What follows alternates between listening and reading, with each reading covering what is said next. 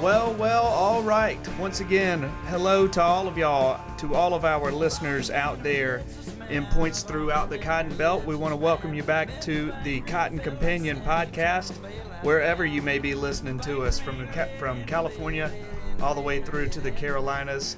We welcome you. We're glad to have you with us again.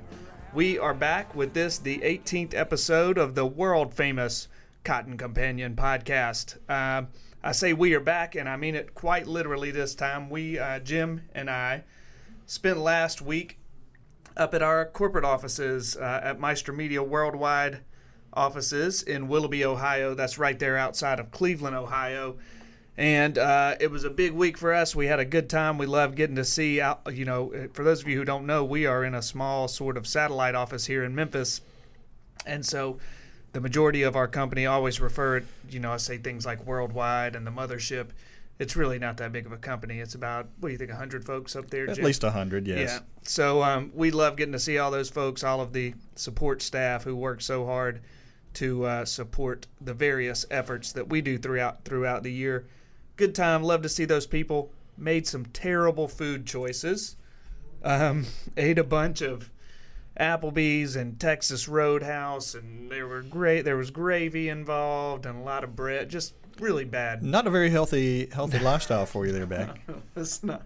And I say that knowing that I was right there with him the whole time, too. Yeah, I feel like I need like a supervisor when I go on the road telling me what I can and can't eat. But we had a good time. The Cavs were in the playoffs up there. I almost went to the Cavs playoff game. Thought better of that $120 it was going to cost me to go watch a team that I have no emotional attachment to. But had a good time nonetheless. Jim, what were some highlights from Cleveland for you? Oh, I think, first of all, I'm almost awaiting a phone call from our friends in Willoughby asking us to come back. Since you consider the Cavs did so well while we were both up there. Yeah. They've gone on the road since we left and have dropped 2 games. Not looking real good. I'm expecting a call to say, "Come back. We need you back up here." Bring that good mojo. Yeah, bring the good mojo back up here. So I don't know if it's hopefully it's not the Memphis Grizzlies mojo, and we start dropping players like flies. If we go up there, the whole team's liable to twist a knee or something. Yeah, so I think we can find something else to do. But otherwise, no, it's always good to get back up and see people. The weather was great. It was comfortable, although it did snow up there briefly the day before we went up. The day before we got there, crazy to think about. It was snowing in late May or third week of May. But hey, that's life in the North. It is.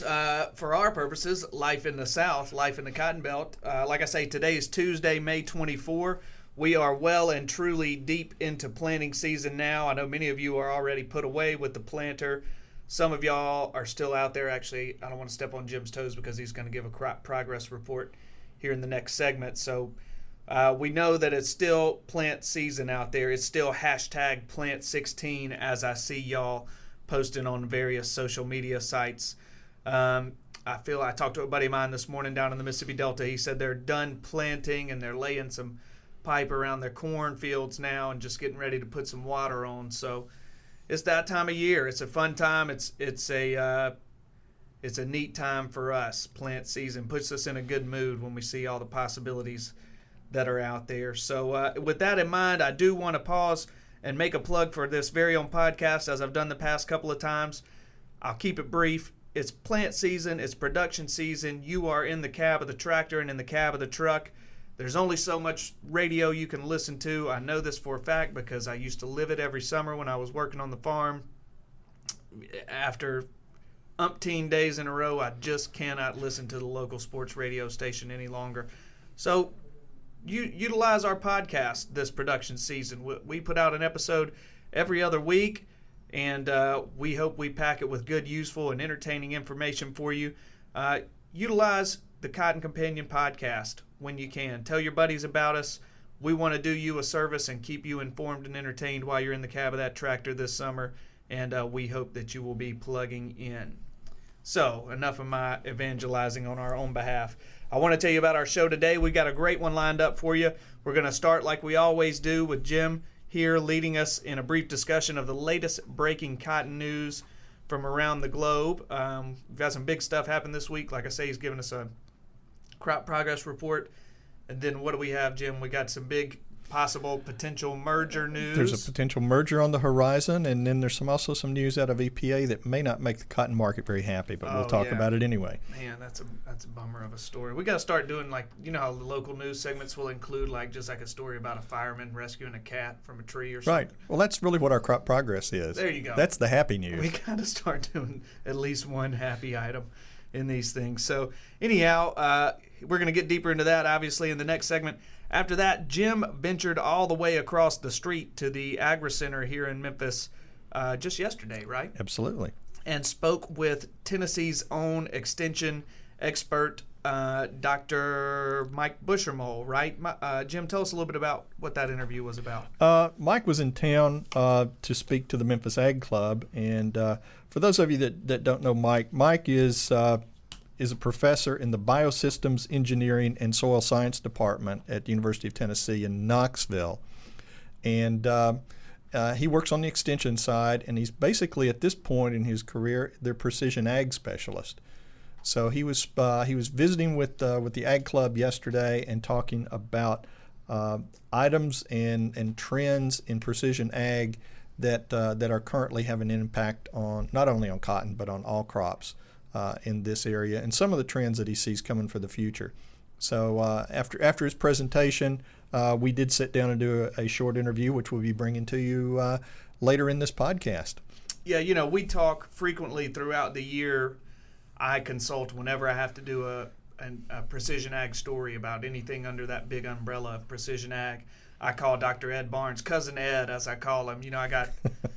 I got cousin Ed Barnes over there at Cotton Inc., and I got cousin what's the Barnes on the Memphis Grizzlies team? Oh, Matt Barnes. Matt Barnes. Yeah, the brawler. Yes. Yeah. I'm more of the brawler side of the family. I can see that. Cousin Ed got all of the brains. Anyhow, no, he is obviously Dr. Ed Barnes at Cotton Inc. is one of the foremost sort of precision experts in this country, and so he's a great resource for us. We lean on him whenever we're able to. But he has been pounding this drum for years, that it's years like this one where prices are lagging that precision agriculture really pays its dividends. When the margins are so thin, that little bit you can save on a nitrogen application or something to that effect that you're using precision practices on can mean the difference between coming out in the red or coming out in the black at the end of the year. So precision, a big thing that we would encourage you guys to be open-minded about, especially in a year like this one.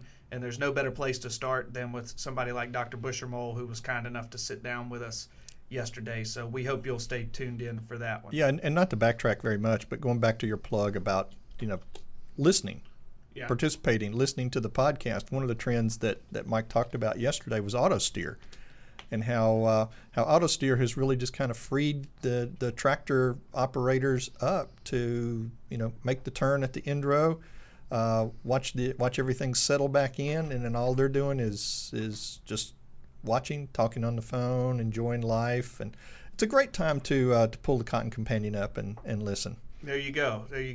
We are doing our part to evangelize on our own behalf. Well done, Jim. So enough of the intro here. We're going to take a brief break, and then we're going to breeze through the news of the day as promised, with Jim leading that discussion. So hang with us through this break, and we will be right back with you. Cotton Grower Magazine has the honor of saluting exceptional sacrifice and contribution to the cotton industry through our annual Cotton Grower Cotton Achievement Award. Since 1970, Cotton Grower has handed out this distinguished honor to one individual who demonstrates tireless dedication to the cotton industry through involvement, innovation, and leadership in those issues that have a large impact on U.S. cotton as a whole. Achievement Award winners are chosen after extensive research and thoughtful input from around the industry. Cotton Grower offers sincere gratitude to Case IH and to Delta Pine for sponsoring the Cotton Grower Cotton Achievement Award.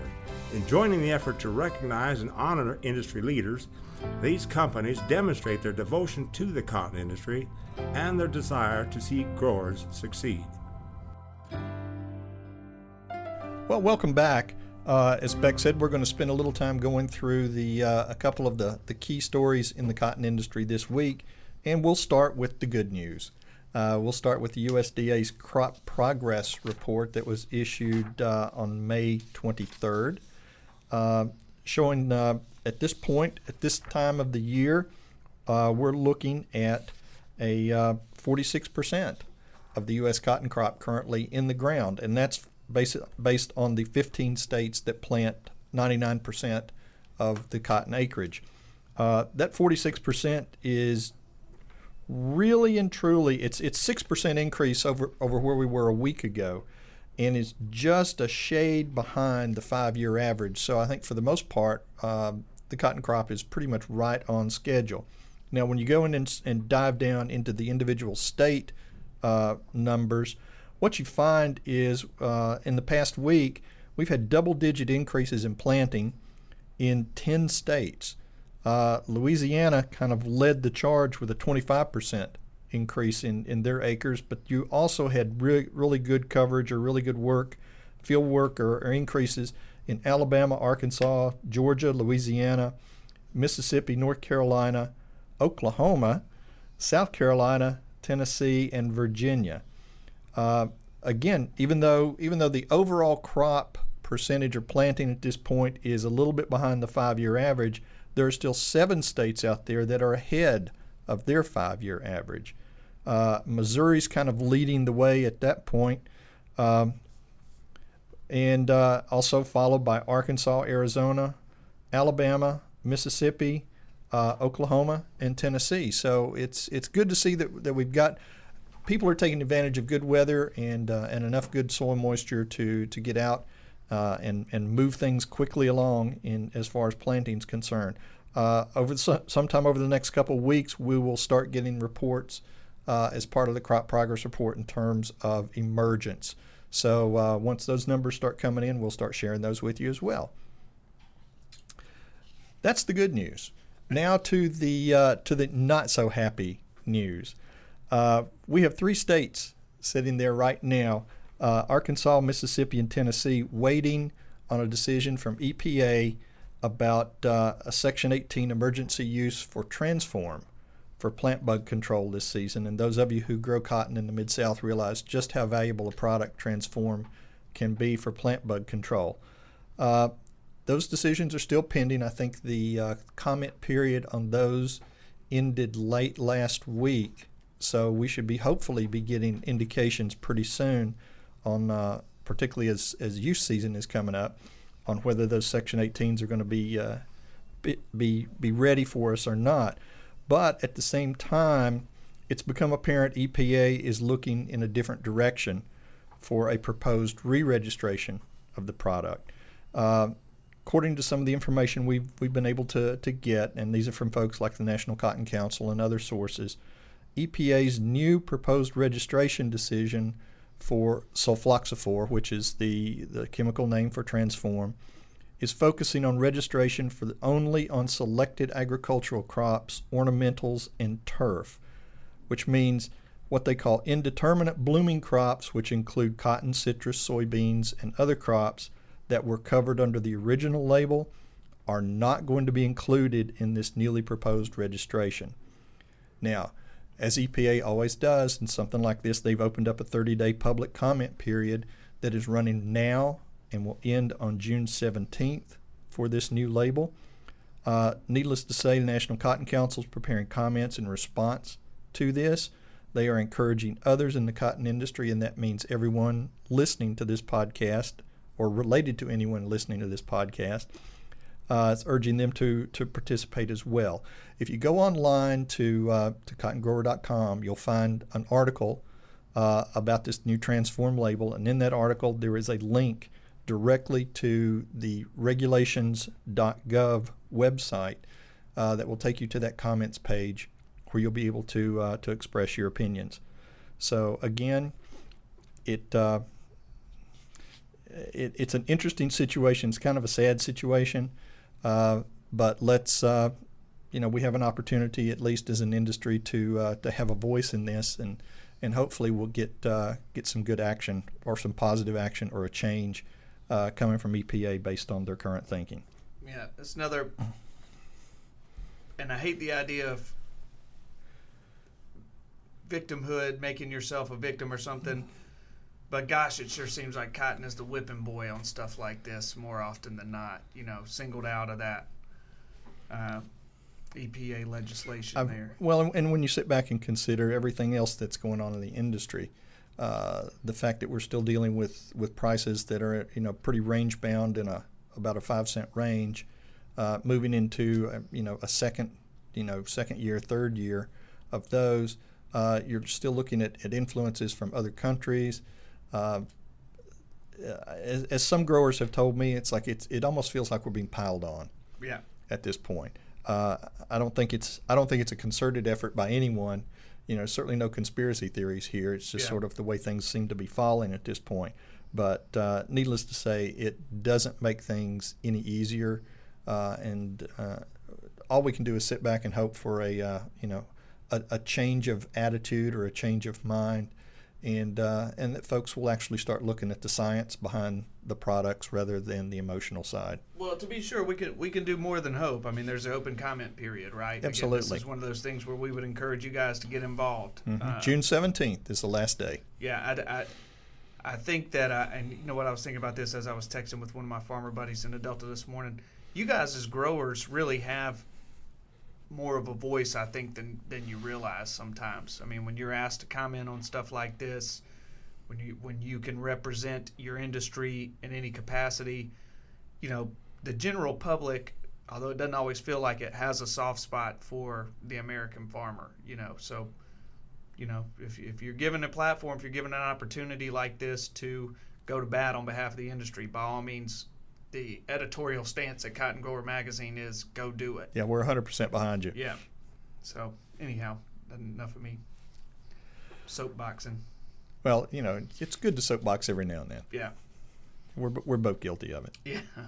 And I know a lot of people in the industry who are guilty of it as well. Right. And that's what makes this industry so much fun. Our last news item is one I'm sure everybody has probably caught wind of at this point, and that is the offer that Bayer has made to acquire Monsanto. It's been rumored for the last several weeks that this might be in the works. There were also rumors out there that BASF may be in the circling Monsanto, taking a look for an acquisition bid of their own. But as this has broken over the past week, Bayer has released more details of their offer. They have made an all-cash offer to acquire all issued and outstanding shares of common stock of Monsanto for basically $62 billion, and that's with a B, dollars. I sound like O.A. Cleveland. I was going to say you sound like Dr. Evil, or who was the bad guy from Austin Powers? $1 million, yes. Billion, yeah. Yes, only this is $62 billion. Yeah. Significantly more than Dr. Evil was ever worried about. Right. The president or the chairman of Bayer had some discussions this week with financial analysts talking about what they were doing, why they were doing it, and why it made sense. Apparently, it's as one of the things he said is this is something that apparently the two companies have discussed in the past. Whether that's true or not, I have no idea. I can only go by what they're saying here. But obviously saying the combined business would benefit from Monsanto's leadership in seeds and traits, as well as Bayer's broad crop protection product line across a whole range of crops and other indications. Under this proposed transaction, the combined business will have its global seeds and traits and North American commercial headquarters in St. Louis at the current Monsanto site. The global crop protection and divisional crop science headquarters will be in Mannheim, Germany, where Bayer is headquartered. And the company will maintain then what they're calling important presences in Durham, North Carolina, and other locations throughout the U.S. and the world. And I'm sure that also includes their Lubbock, Texas operation at this point. There is a lot of things that have to happen to make this deal done. There are no guarantees, obviously, that Monsanto will accept the offer. There are some rumblings that some Bayer shareholders are not really happy with the decision to do this. So again, this one is it's interesting, but it's truly in the pending stages at this point, unlike the say the Dow DuPont deal, which is currently moving right along, and we expect a little bit more information on that sometime within the next couple of months, and certainly with the ChemChina proposed acquisition of Syngenta, those seem to be moving along just as well as possible. So, once more, changes in the industry. Yes, this seems like it's a season of mergers. Mergers are in the air. To be sure, this one in particular, Bayer and Monsanto, just to kind of pull the curtain back, would be a big one for Cotton Grower Magazine. I know it would have a big fallout. I mean, those 3 cotton brands that are represented there, as you know, if you flip through the magazine at all, are big supporters of our magazine, and so we are, believe me when I tell you, we're watching this one closely, and I don't mean to trivialize it. I mean, we have a black book full of contacts at each of these 2 major ag companies, and so we know that there's going to be some ramifications if this does go through, and we wish the best for everybody who we come in contact with, and know that they're extremely talented people on both sides of that deal, and have every confidence that everyone there is going to land on their feet no matter what comes. And I think, as we've seen before, the last time we went through mergers in this business, and they always seem to run in cycles. There are always, all it takes is one deal to start the dominoes falling, and that's really what's happened here, or appears to be happening here. As you you start looking again at the details of what may or may not happen in a merger like Bayer and Monsanto, there are some conflicts that would have to be negotiated and resolved. There may be some products, there may be some product lines, there may be some divisions that are spun off and sold to other companies. So, I think long term, you're still going to end up with 3 very strong seed brands. Where they're going to be resting, I don't know. At this point, you're also got some very strong crop protection products, particularly weed control. Don't know where or how that might shake out. So again, stay tuned. I don't think we won't lose any products. We're just not going to be sure where they end up at this point. And they may end up exactly where they are if this whole deal doesn't go. Yeah, the last time something of this nature happened with these particular brands, when Monsanto came in and bought or merged with, however the preferred terminology is there, with Delta Pine, and somehow my mom was there. I was raised right outside of Scott, Mississippi, where Delta Pines was located at the time. My mom worked there, and so I should have a better understanding of how this all went down. But my memory's fuzzy. I can't remember what I had for lunch yesterday. So, but I know that Stoneville was spun off from that deal, right? Exactly. I mean, they divested themselves of this seed brand that was considered excess at the time. Stoneville didn't go anywhere. No. In fact, they had the #1 most planted variety in the nation in 2015 in 46, 47. Trying to remember. Please don't blow my cell phone up, Stoneville guys. But the point being, I don't think that we have to worry about any. You guys don't have to worry about your favorite variety going away anytime soon. There's going to be some shifting, but I think all your favorite products are going to come out available to you just like they always have been. Mm-hmm. So anyhow, that's Jim and Beck discuss a business merger that. Once again, you ask 2 journalists to sit here and do financial analysis. This is how corporate mergers work from your Ole Miss journalism major. Get a very large container of salt to go with everything that we have talked about. Right. So anyhow, again, best of luck to all those folks who are with those 2 companies as we watch how this one plays out. I do want to halt us right there. We want to take a quick break, and when we come back, like we mentioned earlier, we want to bring you Jim's interview with University of Tennessee Extension Precision Expert, Dr. Mike Buschermohle, who was kind enough to sit down with us yesterday.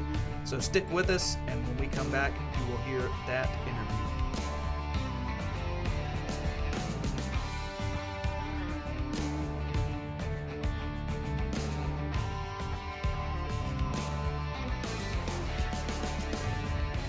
Welcome back to the Cotton Companion. We're here in Memphis today with Dr. Mike Buschermohle. It's with the Biosystems Engineering and Soil Science Department with the University of Tennessee in Knoxville. Mike, thank you for joining us today. Well, I appreciate the invitation, Jim.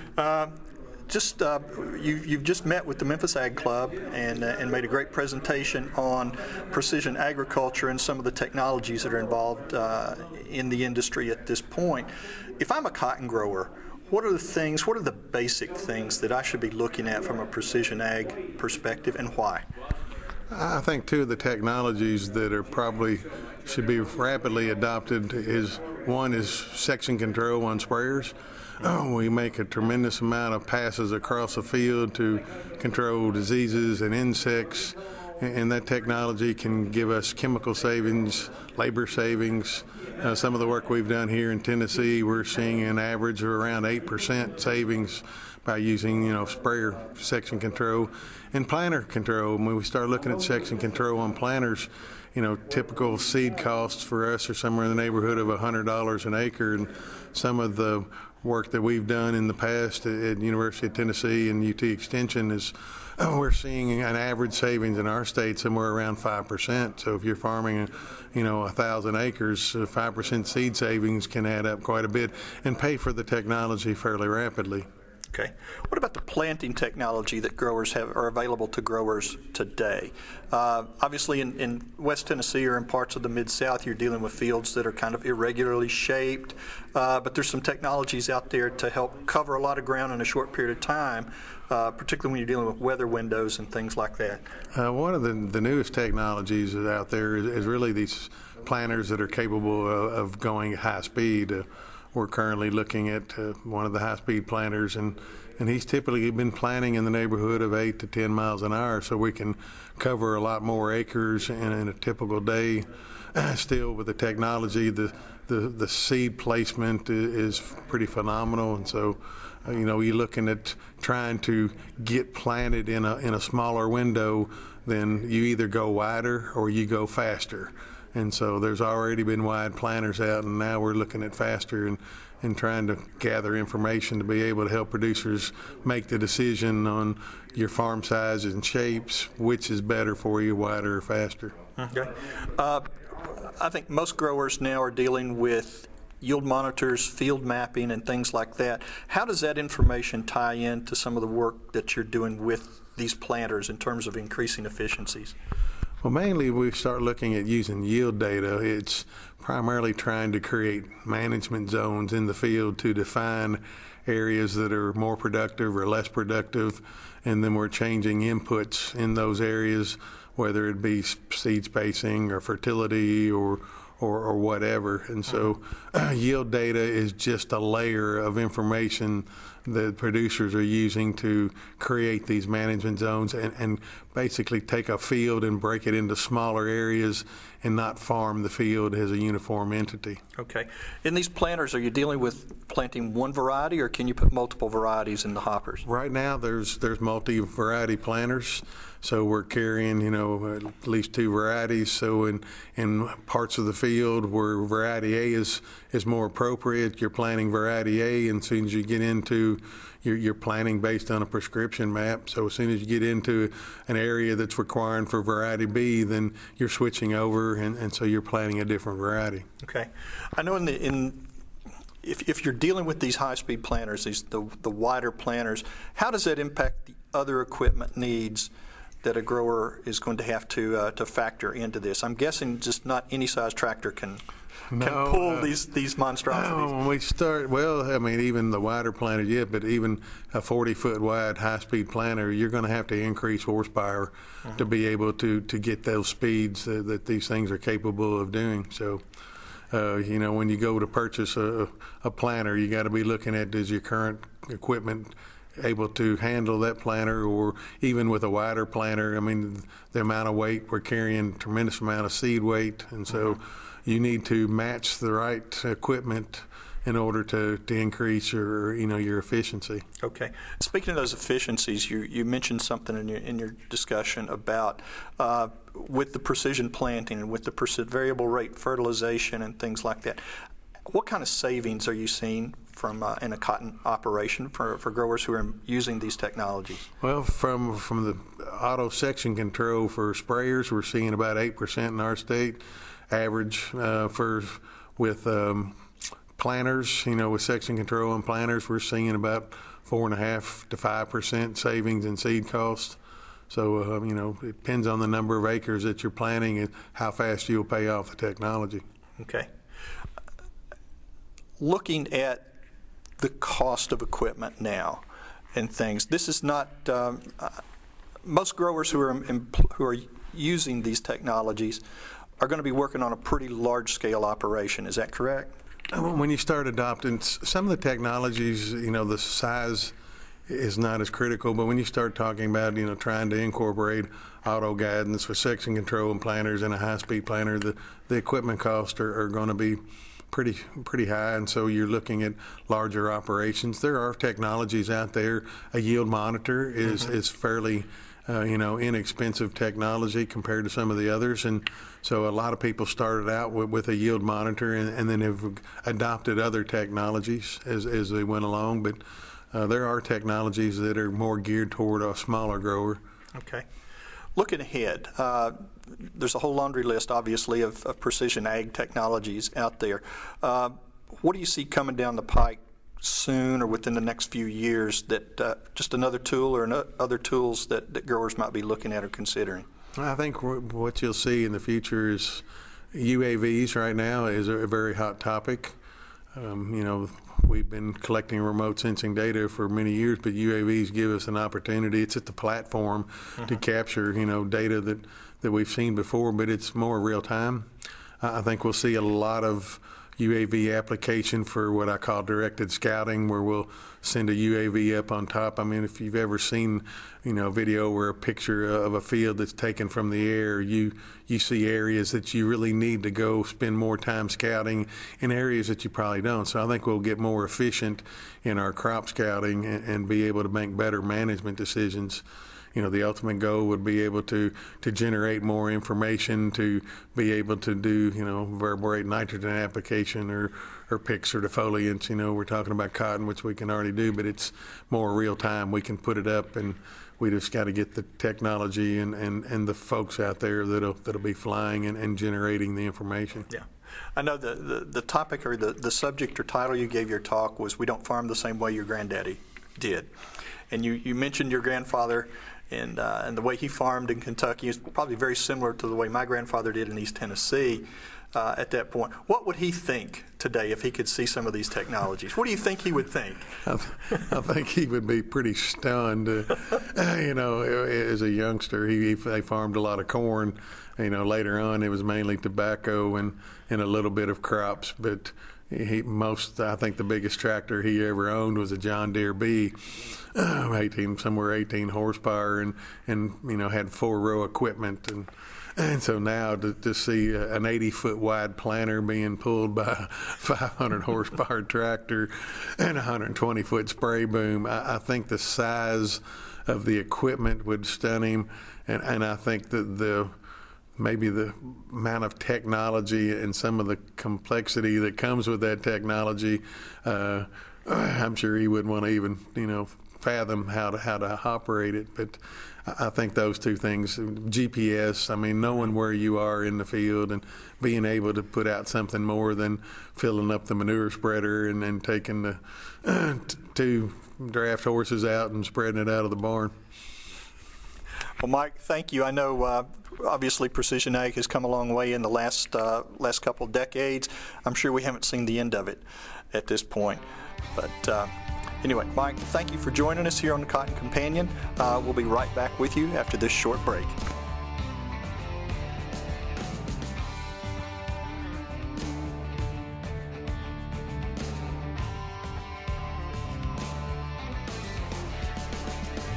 So, all right. Thank you, Jim and Dr. Buschermohle, for that interview. That is going to just about do it for this installment, the 18th installment of the Cotton Companion podcast. The Cotton Companion is old enough to vote now, so we're very proud of that.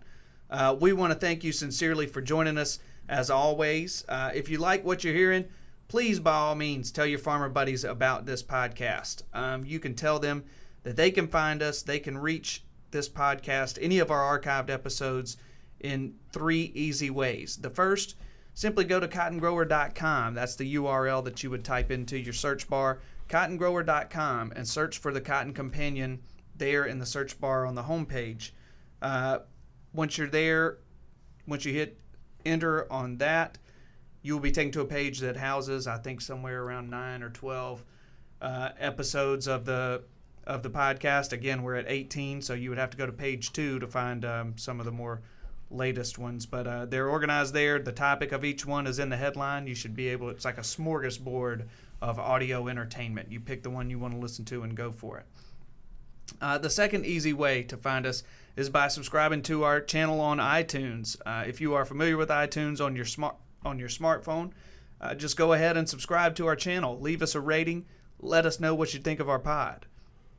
The third way, and the best way as far as I'm concerned, to reach the Cotton Companion podcast is to just sign up for our weekly Cotton Grower e-newsletter. Jim here works hard to pack that e-newsletter each week with all of the relevant news of the day, and those things hit your email inbox every Tuesday morning. I believe this fall they will be going on Thursday mornings as well. They will as well. And you can do that by simply, excuse me, guys, simply going to cottongrower.com, scroll to the bottom of the page, and find the link there to subscribe to our e-newsletter. I promise you won't regret it. It'll have those things have the podcast each week, as well as all of the latest breaking news. You'll be the most informed guy at your morning coffee table. So go ahead and do that. Also, please be sure to follow us on the social media platforms if you're into that sort of thing. We are at Cotton Grower Mag on Twitter, and on Facebook you can find us by simply searching for Cotton Grower Magazine. We hope that you are enjoying our latest issue, which is the May issue.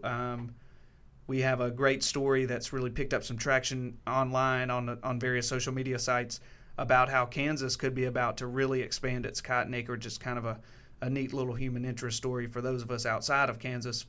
And for those in the Southwest, it's a story that you guys are familiar with. I mean, the water situation is growing more scarce, and so people are turning to less water-intensive crops, and lo and behold, there sits cotton.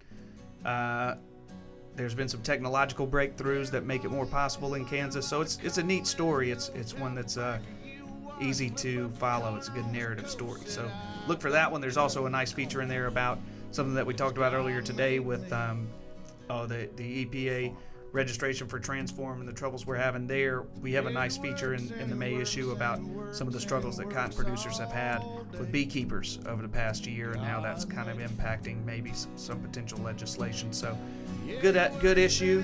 We hope that you are enjoying it.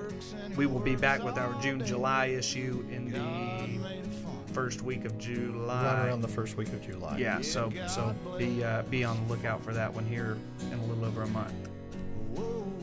This podcast is produced by the one and only Mr. Mark Antonelli, another of those guys who we went and visited last week up in Willoughby, Ohio. He works there at the mothership, Maestro Media Worldwide, in Willoughby. My name is Beck Barnes, and I will be back with you in 2 weeks for the next episode of the Cotton Companion podcast. For now, on behalf of my own Cotton Companion, Jim Steadman, we wish you and your farming operation all the best.